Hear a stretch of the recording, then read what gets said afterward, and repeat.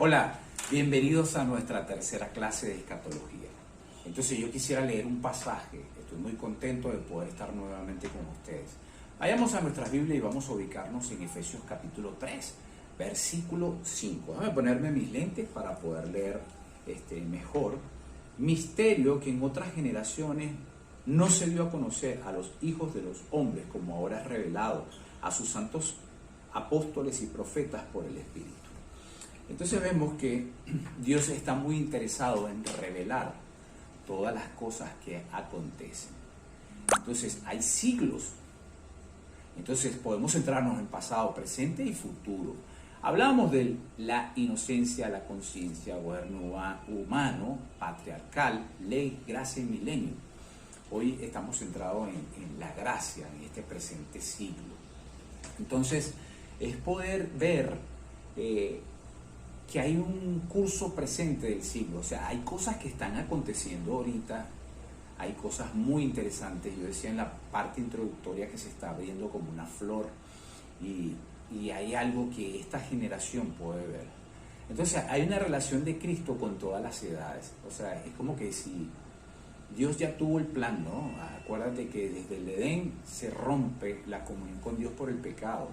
Adán, que es el padre como de la humanidad, entonces cae en pecado junto a Eva, pero siempre vamos a ver a un Cristo revelado. Cristo es el centro del programa de todos los siglos. Los siglos son los periodos de tiempo dentro de los cuales Dios está revelando su propósito y su programa. Y son programas que son divinos, teniendo como centro el señorío de Cristo. Entonces, recuerda que entre las edades, los siglos y los tiempos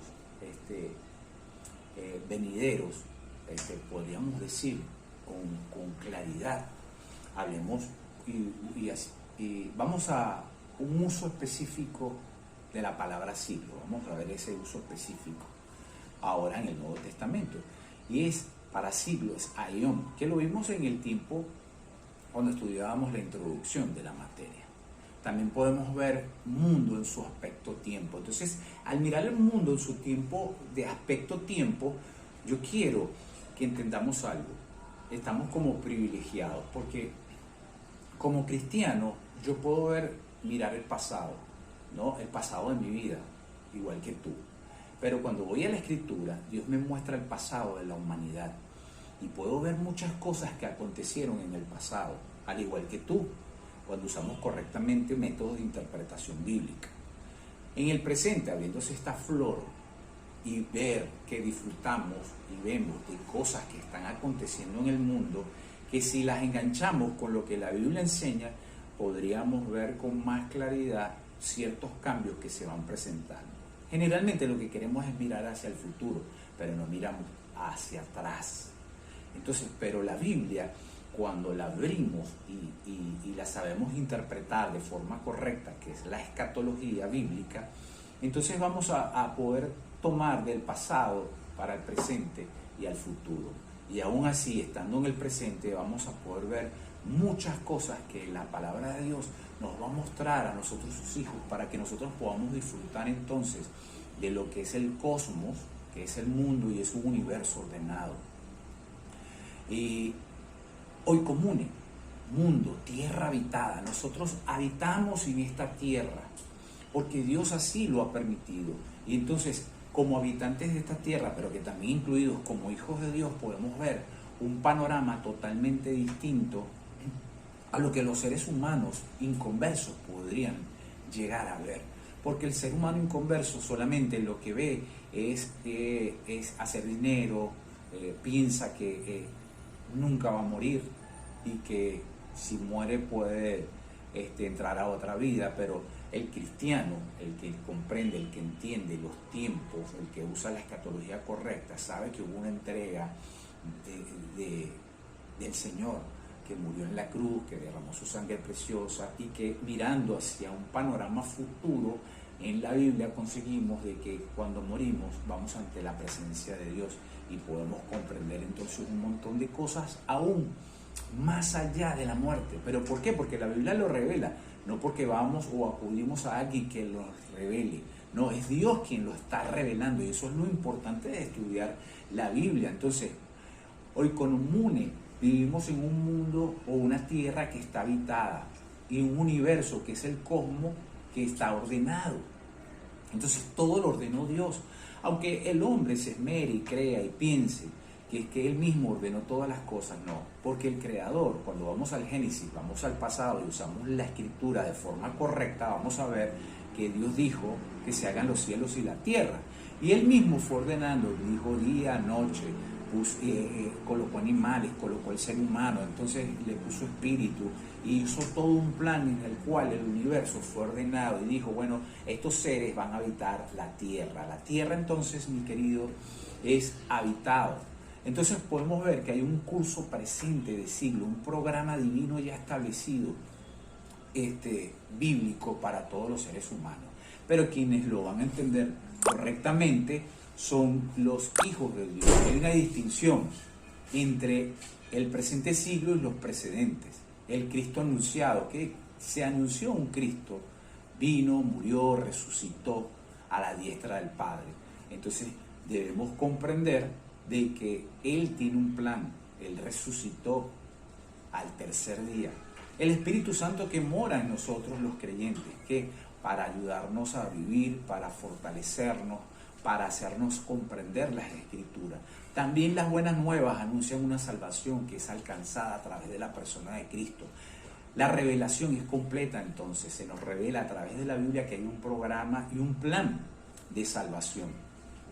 Se denomina también malo por su antagonismo a Dios. Está bajo el dominio de Satanás, su Dios, el mundo, a eso me refiero. El mundo está bajo el dominio del maligno. Entonces cuando vamos a la Escritura nos va a mostrar que hay un adversario y ese adversario está interesado en separar a la mayor cantidad de personas de su Dios. Entonces también podemos ver en este programa bíblico, desde el principio, en el pasado, que venimos estudiando la Escritura, vemos a un Israel, a una nación que está puesta o que se puso a un lado cuando fue enviado el Hijo, pero que no quiso aceptar al rey o a su reino. Entonces, poder comprender que hay dispensaciones también y un periodo durante el cual el hombre es puesto a prueba por referencia a cierta revelación específica de la voluntad de Dios. Hasta este punto te has puesto a pensar, ¿qué es lo que realmente, qué es lo que desea Dios para tu vida? Te has puesto a pensar en su voluntad, porque si estamos hablando de tiempos, si hablamos de un pasado, si hablamos de un presente y si hablamos de un futuro, allí tiene que estar la voluntad de Dios operante, ¿no? Que es inerrante, la voluntad de Dios que es específica y es revelada a través de su palabra. Entonces ella va a generar cambios. Y a través de lo que revela la Escritura y el Espíritu, podemos ver entonces que dentro de la voluntad de Dios específica es que nosotros nos apartemos del pecado porque Él desea relacionarse y comunicarse con nosotros. ¿Por qué? Porque Él tiene en este presente siglo un propósito divino, que a partir del ministerio terrenal del Señor Jesucristo, Dios instituyó un programa que es nuevo, no para reemplazar el programa que ya había para Israel, sino para interrumpirlo por amor a ti y a mí. Y eso es lo importante. Entonces podemos comprender que hay un Dios que reveló este programa y es previsto por el Señor en su discurso allí en el aposento alto, en Juan capítulo 13. ¿Ves? Entonces, y también en el concilio de Jerusalén, en Hechos capítulo 15. Yo quisiera que vayamos un momento a Hechos capítulo 15. Tengo que ponerme mis lentes para yo poder ver bien la Biblia. Entonces, Hechos capítulo 15. Versículo 4. Llegados a Jerusalén, fueron recibidos por la iglesia y los apóstoles y los ancianos, y refirieron todas las cosas que Dios había hecho con ellos. Entonces allí en el concilio de Jerusalén vemos el anuncio que Dios visitó por primera vez a los gentiles para tomar de ellos un pueblo, para su nombre. Y este programa de Dios es para el presente siglo, porque está hablando entonces que por primera vez se fueron a los gentiles. Entonces vemos en escena y el panorama de Dios sobre una humanidad ahora donde entramos los gentiles y no Israel. Entonces, vemos un curso o vemos un presente siglo con un propósito divino. Porque en la época del Antiguo Testamento, en la cual el propósito de Dios para Israel es declarado en los pactos, en los cuales Dios había participado y por los cuales Él se había comprometido, termina sin que aquellos propósitos se hayan realizado. A partir del ministerio terrenal de Cristo, Dios instituyó un nuevo programa. Y eso es lo que tenemos que tratar de entender. Tomar entonces de los gentiles pueblo para su nombre. Y es donde entramos tú y yo. Que interrumpe el programa entonces para Israel. Entonces, en el curso de este presente siglo, este pueblo constituye entonces la iglesia. Fíjate, vamos un momento a Efesios capítulo 1. Volvamos allí a Efesios capítulo 1 y veamos entonces el versículo 22. Más. Versículo 22. Efesios capítulo 1, versículo 22. Ok. Y se sometió todas las cosas bajo sus pies y le dio por cabeza sobre todas las cosas a la iglesia. Entonces vemos a la iglesia como el cuerpo de Jesucristo. Versículo 23, la cual es su cuerpo, la plenitud de aquel que todo lo llena en todo. Qué hermoso, ¿no? Entonces vemos este propósito divino. Ahora la iglesia, donde tú y yo entramos, donde somos adoptados como hijos de Dios. Vemos la esposa en Efesios capítulo 5, versículos 25 al 27. Vemos también en los evangelios el pámpano, del cual es la vid, en Juan capítulo 15, versículo 1. Vemos un rebaño en Juan capítulo 10, donde el cual es el Señor es el pastor. Entonces vemos una nueva creación, ¿ves? Vemos una cabeza, vemos unas primicias y vemos entonces el programa de Dios establecido sobre la iglesia, sobre su esposa, y vemos que nosotros sin Él nada podemos hacer. Entonces, en el curso de este presente siglo hay un propósito divino y tenemos que aprender a usar la razón para desplegar la infinidad de su gracia. Vamos nuevamente a Efesios capítulo 2, versículo 7. Efesios capítulo 2, versículo 7. Para mostrar en los siglos venideros las abundantes riquezas de su gracia en su bondad para con nosotros en Cristo Jesús. Entonces vemos que cómo es la bondad de Dios a través de su gracia.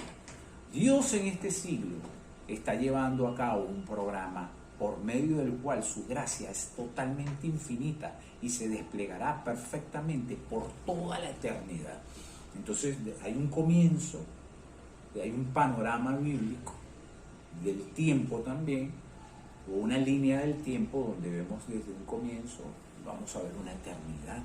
O sea, vemos el programa de Dios siempre establecido allí para Él mostrarnos entonces el carácter de este presente siglo, el misterio revelado, algo no revelado y desconocido anteriormente, ahora revelado. Entonces, poder ver entonces ese programa de Dios en todos los tiempos. Vamos un momento a Efesios capítulo 3. Efesios capítulo 3. Vamos a leer el versículo 1.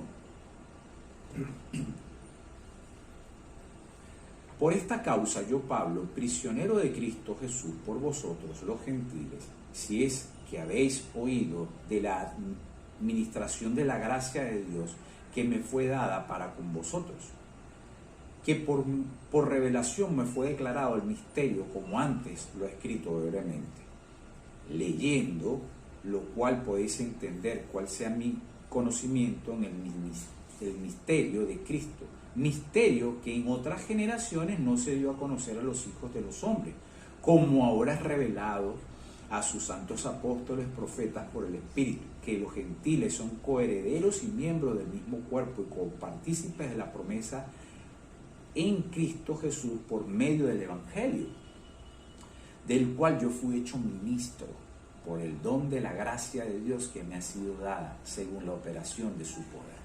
Según la operación de su poder. Qué hermoso es ver entonces que los gentiles son coherederos y miembros del mismo cuerpo y copartícipes de las promesas en Cristo Jesús, o sea, nosotros. Entonces, misterio de Cristo. La palabra aquí, misterio, aparece varias veces y es interesante entonces, misterio que en otras generaciones no se dio a conocer a los hijos de los hombres, pero que ahora entonces es revelado a nosotros por entonces el Espíritu. Entonces tenemos que comprender y ver el curso del presente siglo, o sea, el carácter de este misterio. Es la existencia de este presente siglo que había de interrumpir el programa establecido por Dios en Israel, con Israel. Entonces era un misterio. Por ejemplo, en Mateo capítulo 3, déjame buscar acá en mi Biblia, en Mateo capítulo 13. Mateo capítulo 13, versículo 11.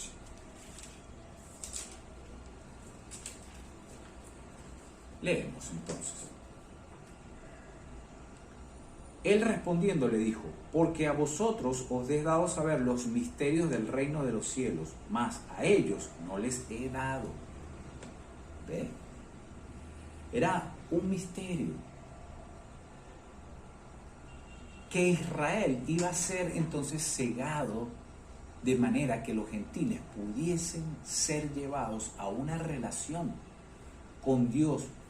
Era un misterio. Quisiera que fuéramos también a Romanos capítulo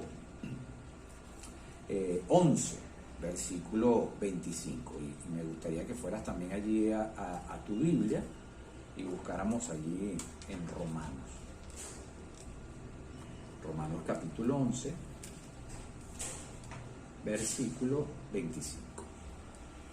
Entonces dice la Escritura: porque no quiero, hermanos, que ignoréis este misterio, para que no seáis arrogantes en cuanto a vosotros mismos, que ha acontecido Israel, endureciendo en parte hasta que haya entrado la plenitud de los gentiles. ¿Ves? Se endureció Israel, se endureció su corazón. Entonces Dios dice: bueno, voy a hacer una relación con los gentiles. Entonces la iglesia en este momento es formada por judíos y gentiles en un cuerpo, que era un misterio. Eso lo podemos ver también en Efesios capítulo 3. Vamos un momento a Efesios capítulo 3. Vamos a nuestras Biblias y vamos a centrarnos entonces en lo que la Escritura nos enseña. Déjame colocarme mis lentes y vamos del capítulo 3, el versículo 3, que por revelación me fue declarado el misterio, como antes lo he hecho escrito brevemente, leyendo lo cual podéis entender cuál sea mi conocimiento en el misterio de Cristo, que se dio a conocer a los hijos de los hombres, como habrá revelado a sus santos apóstoles y profetas, que a los gentiles son coherederos y miembros del mismo cuerpo y copartícipes de la promesa en Cristo Jesús por medio del Evangelio. Vamos un momento al 9. Y de aclarar a todos cuál sea la dispensación del misterio escondido desde los siglos en Dios que creó todas las cosas. Entonces, ¿qué era? Un misterio, una iglesia formada por judíos y gentiles, pero que ahora nosotros podemos ver entonces esa iglesia conformada por ambas, por judíos y también por gentiles. Entonces, este programa de Dios que resulta en la salvación fue llamado misterio, que aparece también allí en 1 Corintios capítulo 2, versículo 7. Entonces, es la revelación de Cristo con los hombres en la redención, que también fue llamada misterio. Colosenses capítulo 2. Vamos a Colosenses capítulo 2. Colosenses capítulo 2, versículo 2. Para que sean consolados sus corazones, unidos en amor hasta alcanzar todas las riquezas de pleno entendimiento, a fin de conocer el misterio del Dios Padre y de Cristo. Entonces, ¿ves? El misterio de Dios Padre y de Cristo. Entonces vemos la encarnación en cuanto a su realización, que fue llamada misterio, que también aparece en 1 de Timoteo capítulo 3, versículo 16. Entonces podemos ver el avance del mal hasta su culminación con el hombre, en el hombre de pecado, en 2 de Tesalonicenses capítulo 2, versículo 7, y el sistema apóstata, que aparece también allí en Apocalipsis capítulo 17, que es a partir del versículo 5 al 7, que fue llamado también misterio. Entonces va a haber, o estamos viendo, porque cuando usamos la escritura, como ya lo he venido diciendo, y podemos mirar, ella nos hace mirar hacia atrás, vamos a ver a los apóstoles que están hablando acerca de la apostasía, de los apóstatas y de los falsos maestros, y donde la Biblia constantemente nos ha prevenido en cuanto a esos enseñadores que son malvados y que están disfrazados como lobos rapaces, y que ellos se ubican también dentro de la iglesia. Entonces, un apóstata o el sistema apóstata también fue llamado misterio, pero que fue revelado a través de su palabra también. Entonces, vemos el nuevo método en su presencia, ¿no? Que Dios recibiría a los hombres en su presencia, aparte de la muerte, era un misterio. ¿Sabes qué? Esto constituye una porción grande del programa de Dios para el presente siglo, que no fueron revelados en otros siglos, pero que ahora son conocidos por revelación de Dios. O sea, la muerte es un tema bien, bien interesante y que pocos de nosotros tal vez queremos o hemos conocido, ¿no? Qué bueno que podemos estar sellados y que podemos comprender de que un día vamos a estar ante la presencia de Dios. Entonces, la existencia de una dispensación nueva que interrumpe temporalmente el programa de Dios para Israel es un fuerte argumento, entonces, que tenemos que comprender, ¿no? Donde ahora nosotros entramos y vemos un programa totalmente establecido para el mundo gentil. O sea, nosotros donde entramos como hombres nuevos, como nuevas criaturas en Cristo. Entonces, en este presente siglo, si nosotros vamos a Apocalipsis 2 y 3 de sus capítulos, vemos periodos de tiempo, pero también vemos un propósito.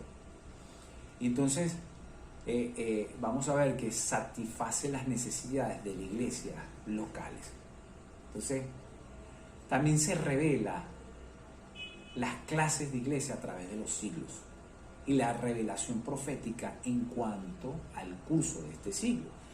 Entonces hay como un paralelismo entre Mateo capítulo 13 y Apocalipsis capítulo 2 y 3. Es una histórica en satisfacer las necesidades locales. Revelar clases de iglesia a través de los siglos es doctrinal, y una revelación profética en cuanto al curso de este siglo es ver la escatología.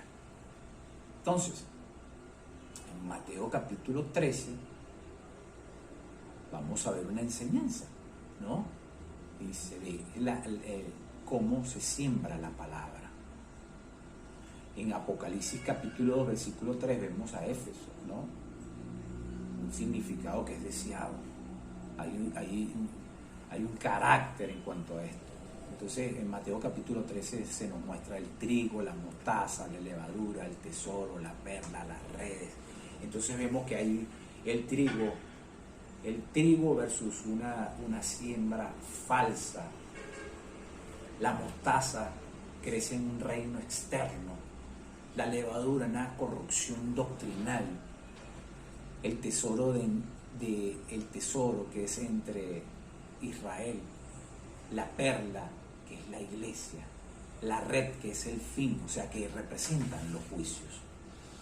Entonces, en Apocalipsis capítulo 2, vamos un momento a Apocalipsis capítulo 2, allí entonces se los nombra todo lo referente a las iglesias, ¿no? Que son 7 iglesias, y de las cuales se nombra Esmirna, Pérgamo, Tiatira, Sardis, Filadelfia y Laodicea. Entonces, versículo: escribe el ángel de la iglesia en Éfeso, el que tiene las 7 estrellas en su diestra, el que anda en medio de los 7 candeleros de oro, dice esto: yo conozco tus obras, tu arduo trabajo y paciencia, que no puedes soportar a los malos, y has probado a los que se dicen ser apóstoles y no lo son, y lo has hallado mentiroso, y has sufrido y has tenido paciencia y has trabajado arduamente por amor de mi nombre, y no has desmayado. Pero tengo contra ti que has dejado tu primer amor. Entonces se comienza a nombrar, ¿no? Estas iglesias. Entonces la iglesia de Éfeso, su significado era, decía, Esmirna, mirra, Pérgamo, Tiatira, Sardis, Filadelfia. Entonces, entender que para cada una de ellas había un mensaje importante. Entonces, un mensaje que provenía de Dios, de Cristo, de su retorno, de la fe, de lo que es la sana doctrina, o lo que es la vida consagrada, de la libertad cristiana, de la moral, de la autoridad. Por ello este siglo es llamado el siglo malo. El poder comprender de que todo el mensaje viene de Dios y de Cristo. Y entender también que hay un retorno, que tenemos una fe y que debemos ser cuidadores de la palabra, de lo que nosotros necesitamos enseñarle a otros, a la generación que viene de relevo, porque en el presente, si tú estás en una iglesia local y tú miras a los niños, entonces tú puedes, como individuo en Cristo, puedes recordarte cuando eras un niño, pero también tienes en tu mente, sabes que esos niños que están en la iglesia son el futuro del mañana, y que esos niños necesitan una buena preparación, porque ellos van a ser los líderes. Por eso es que necesitamos comprender de que debe haber una buena enseñanza. Pero para poder comprender todos estos aspectos bíblicos, necesitamos comprender que también necesitamos llevar una vida consagrada. ¿Me entiendes? Una vida consagrada, una vida con respeto a Dios, una vida entregada a totalidad al Señor. Vamos un momento a segunda de Timoteo, capítulo 3. Segunda de Timoteo, capítulo 3. Y es bien interesante lo que la Biblia entonces nos ha estado enseñando en estos momentos. Vamos a leer del 1 al 7. También debes saber esto, que en los postreros días vendrán tiempos peligrosos, porque habrá hombres amadores de sí mismos, avaros, vanagloriosos, soberbios, blasfemos, desobedientes a los padres, ingratos, impíos, sin afecto natural, implacables, calumniadores, intemperantes, crueles, aborrecedores de lo bueno, traidores, impetuosos, infatuados, amadores de los deleites más que de Dios, que tendrán apariencia de piedad, pero negarán la eficacia de ella. A estos evita, porque de estos son los que se meten en las casas y llevan cautivas a las mujercillas cargadas de pecado, arrastradas por diversas concupiscencias. Estas siempre están aprendiendo y nunca pueden llegar al conocimiento de la verdad. ¿Ves?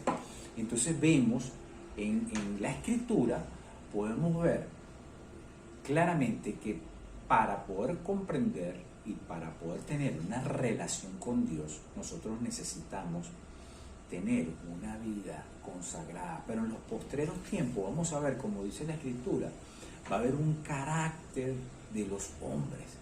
Y entonces ella misma nos va arrojando las características de estas personas. Entonces, fíjate, fue una epístola pastoral escrita en siglos pasados y que hoy, en el presente, podemos ver con libertad que lo que decía y lo que le enseñaba Pablo a Timoteo era que él tenía que tener un carácter hacia esos hombres, ¿no? O sea, plantarse firme en el cuidado de la Escritura y que tenía que llevar una vida consagrada porque estos hombres representaban otra vida y estos hombres que estaban todos llenos de mal y le mostraba el carácter de ellos, que él les dice entonces que vendrán tiempos peligrosos. Y bueno, aquí entonces en 2 Timoteo capítulo 3 versículo 1, el mismo Pablo está diciendo, bueno, hay un tiempo que es peligroso. Si yo digo ahorita presente, ahora, actualmente, en este momento que tú y yo estamos estudiando la Biblia, podemos ver que hay un tiempo que realmente estamos viviendo que es peligroso. Entonces, la fe, estos hombres que hacen, tratan de apartar a otros. Estos hombres que hacen, tratan de que otros no lleguen a los pies de Cristo.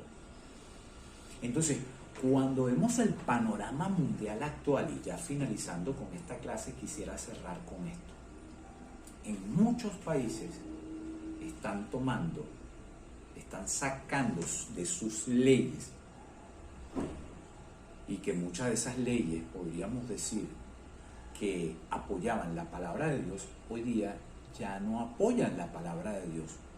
Y de hecho hay leyes que están siendo aprobadas donde si, por ejemplo, hablamos de homosexualidad en alguna iglesia donde una ley de esta es apoyada y donde hay un respaldo ya escrito de leyes y profesionales y en donde entonces se predica sobre estos temas, cualquier persona podría denunciar. Solo que en muchos países no se le ha dado el curso como tal, pero cuando esto siga avanzando va a llegar un momento que sí vamos a correr peligro. Pero sí podemos decir que hoy estamos viviendo tiempos peligrosos. Entonces podemos mirar para allá, para el pasado, mirar ahora al presente y mirar hacia el futuro, que cada día la palabra de Dios está siendo corrompida y que más apóstatas se están levantando en contra de la fe, en contra de lo que es una vida consagrada, en contra de la moral del ser humano y donde la Biblia no es la autoridad de las personas hoy. Entonces, cerrando, tenemos que comprender de que la Biblia debe ser nuestra autoridad. Mi querido hermano que estás estudiando, hasta aquí la clase número 3. Que Dios te bendiga.